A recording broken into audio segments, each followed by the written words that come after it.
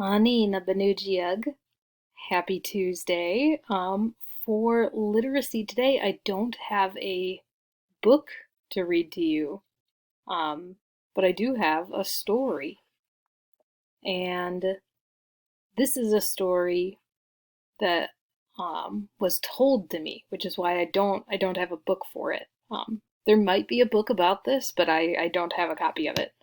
But the story I want to tell you today is about the jingle dress. And this story is about how the jingle dress came to our people, came to the Anishinaabe, the Ojibwe. And there are many versions of many stories, and there are probably a few versions of this story that might be a little different here and there depending on which community they come from. The story I'm going to tell you comes from Mille. Um, that's not my home reservation. My home reservation is in Upper Peninsula, Michigan. Um, but my language, the Ojibwe that I speak, the dialect of Ojibwe I speak, does come from Mille. So that's why I decided to tell you the Mille version of this story. All right. Because there is no book, there are no pictures, so I thought I would draw what I could for you while I tell you this story. So, you don't have to draw anything if you don't want to. But here we go. Here's your story.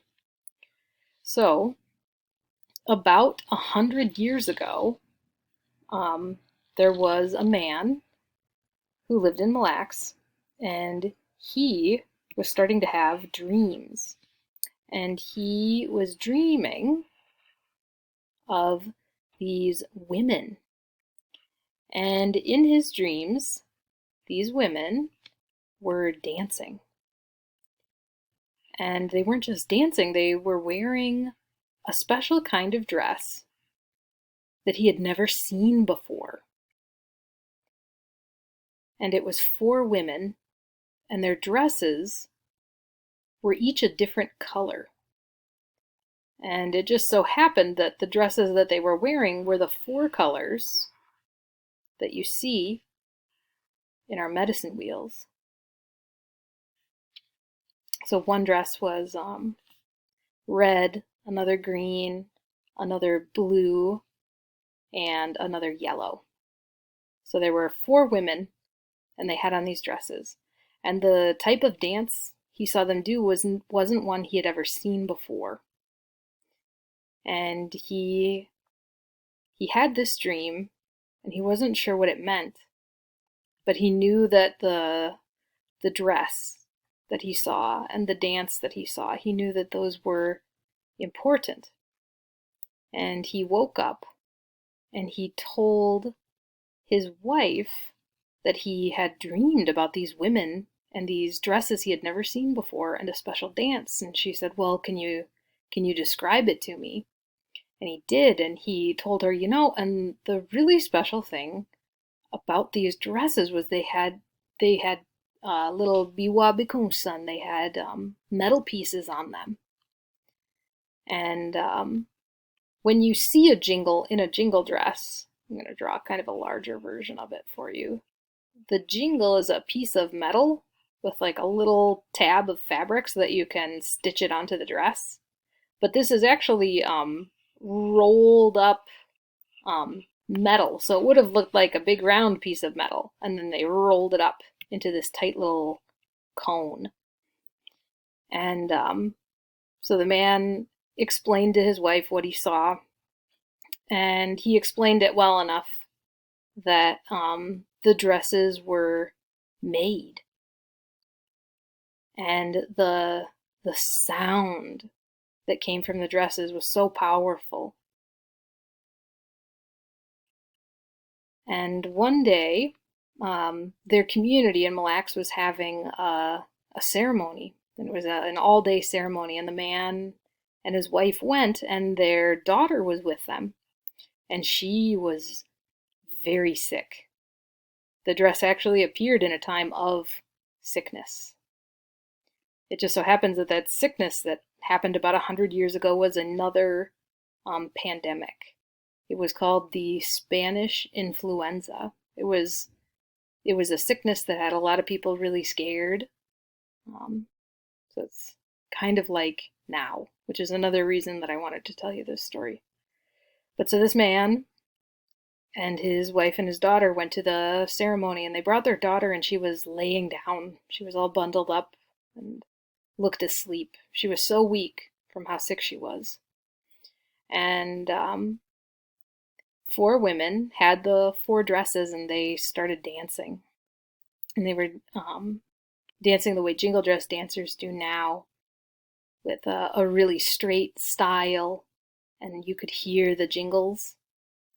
And after a while, the little girl sat up and she came awake, and she got up and she was watching all the dancers. And later on in the afternoon, she felt well enough that she got up and danced.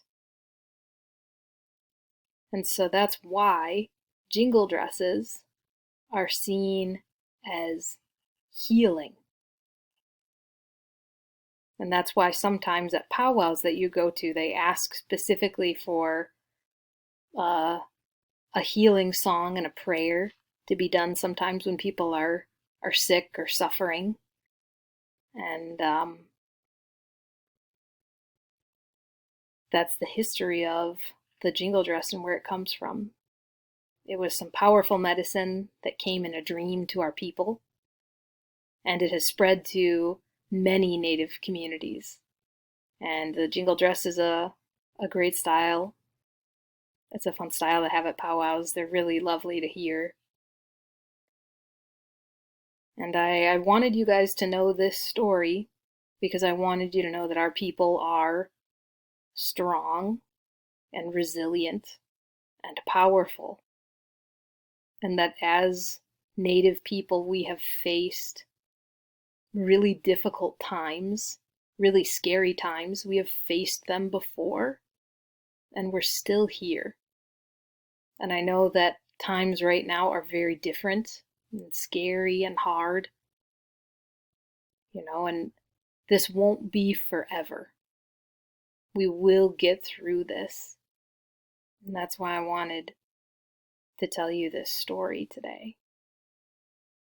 I don't have an assignment for you to go along with this story, but I am going to include some video links so you can see some jingle dress dancing, and I'll include a video link that comes from the Mille community and is about this story. So I hope you get a chance to check those videos out. But in case you don't or you don't want to, I thought I would tell you the story right here about how this powerful healing dress came to us, came to our people in a time of need. All right. I hope you like the story, and I hope you have a good rest of your Tuesday, and I will see you in another video again real soon. Gigawabaminanim abanujiag.